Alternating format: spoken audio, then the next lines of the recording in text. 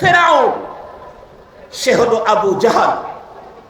আবু জাহালকে পয়গম্বর এই যুগের এই উম্মতের ফেরাউন বললেও আবু জাহালের ব্যাপারে পয়গম্বরের যত বক্তব্য টোটাল লাইফে পয়গম্বর দিয়েছেন, কোনো একটা জায়গাতে একটা অশালীন শব্দ কোনো মুহাদ্দিস খুঁজে বের করতে পারবে না। কোনো একটা জায়গাতে একটা শব্দ অশালীন বের করেছেন এমন কেউ দেখাইতে পারবে না। বরং আরো যদি একটু গভীরে যাই তাহলে বলতেই হবে, পৃথিবীতে যত নবী আল্লাহ পাক পাঠিয়েছিলেন, কোন নবীজি তাদের জবান থেকে কোনদিন ফুহশ কথা বলেন না, কোন নবীজি বলেন নাই। তাহলে আমরা তো উলামায়ে দেওবন্দ অন্য সবার চাইতে পয়গম্বরের সুন্নত 1% হলেও বেশি আমল করি, তাইলে সেই ক্ষেত্রে ওই সুন্নতটা কেন মানতে পারতেছি না যেটা শুধু আমার পয়গম্বরের সুন্নত না, সকল নবীকে দিয়ে পাঠানো হয়েছে? সেটি হলো অশালীন কথা না বলা, শালীন কথা বলা, ফুহশ না বলা, অশালীন মন্তব্য বক্তব্য কখনোই না করা, সমস্ত নবীগণের সুন্নত। আমি সম্ভবত ফরিদপুরের এক আন্তর্জাতিক সম্মেলনে যোগদানের জন্য যাচ্ছিলাম।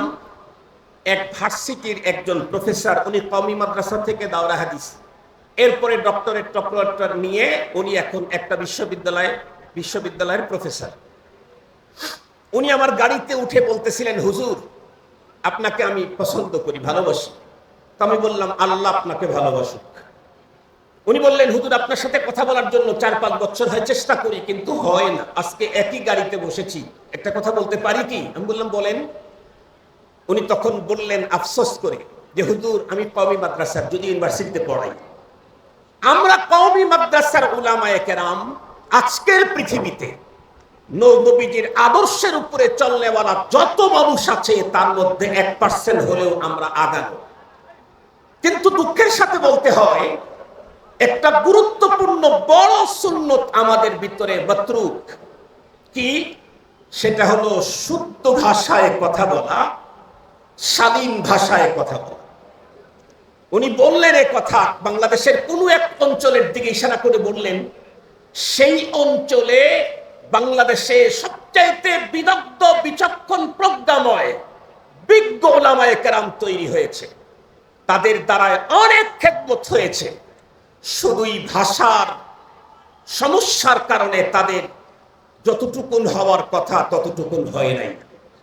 আমরা অনেক সুন্নতকে মানি, শুদ্ধ ভাষায় কথা বলা সব নবীর সুন্নত, এ সুন্নত কেন মানি না? মুহতারাম হাজিরিন, কথা তো সহি, কথা তো সহি। আমার রাসূলকে শুদ্ধ ভাষা শিখাবার জন্য তাকে নিজের ঘর থেকে অন্যত্র পাঠানো হয়েছিল। কেন? নবী নবুয়াতের কাজ করতে গেলে ভাষায় যদি প্রবলেম থাকে, তাহলে ভাষার দৌরাত্মওয়ালারা এই দিক থেকে ক্রিটিসাইজ করার সুযোগ পাবে।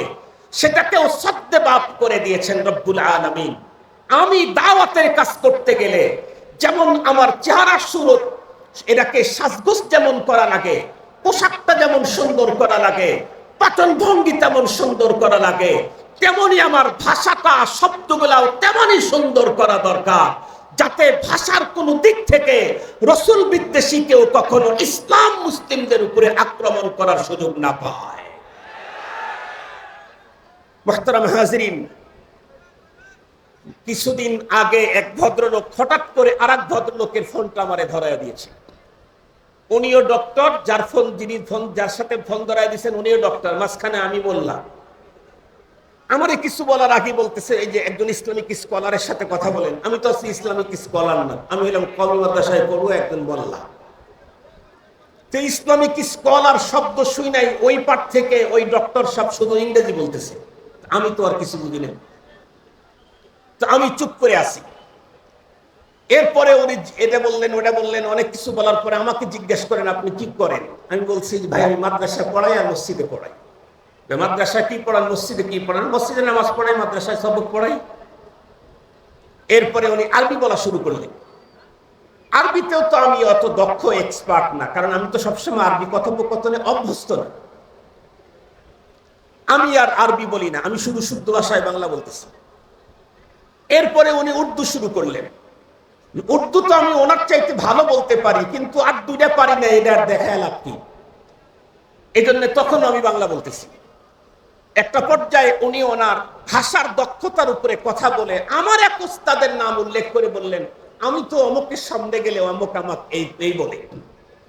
আমি তখন ওনাকে বললাম, ভাই লিকুল্লি ফান্নিন রিজাল, এক একটা বিষয়ের জন্য এক একজন যোগ্য মানুষ থাকে। আল্লাহ পাক আপনাকে ভাষার উপরে দক্ষতা যোগ্যতা দিয়েছেন, তার মানে দুনিয়ার সব বিষয়ে আপনি এক্সপার্ট এমনটি না।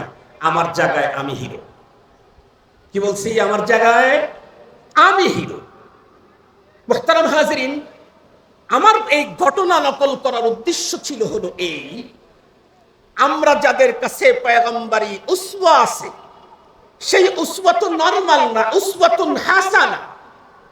আরে হাসানা তো পৃথিবীর কোন কবি আর সাহিত্যিকের ভাষায় না, আল্লাহর ভাষায় হাসানা। আল্লাহর ভাষার হাসানা আর বিশ্বখ্যাত কোন কবি আর সাহিত্যিকের ভাষার হাসানা এক নয়। মুহতারাম হাজিরিন, সেটা আমি নিজেও যথাযথ পালন করতে পারছি না, দুনিয়াব্যাপী সেটাকে বিস্তার করাইতে পারতেছি না। দুই কারণে। তার মধ্যে এক নম্বর কারণ, আমার কওল আমার ফেল পয়গম্বরী উসওয়া থেকে দূরে চলে গেছে।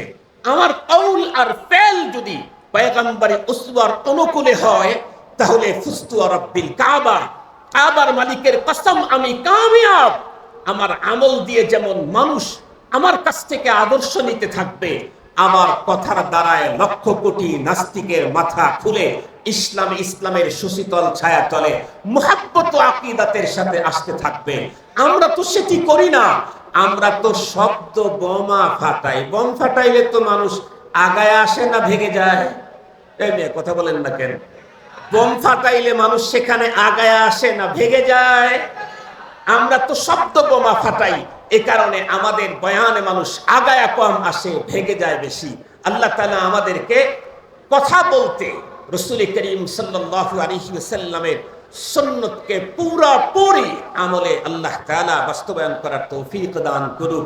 আল্লাহ প্রথম আমাকে আমল করবার তৌফিক দান করুক, সকল সামিঈনকে তৌফিক দান করুক। ওয়া আখিরু দাওয়ানা আলহামদুলিল্লাহি রাব্বিল আলামিন।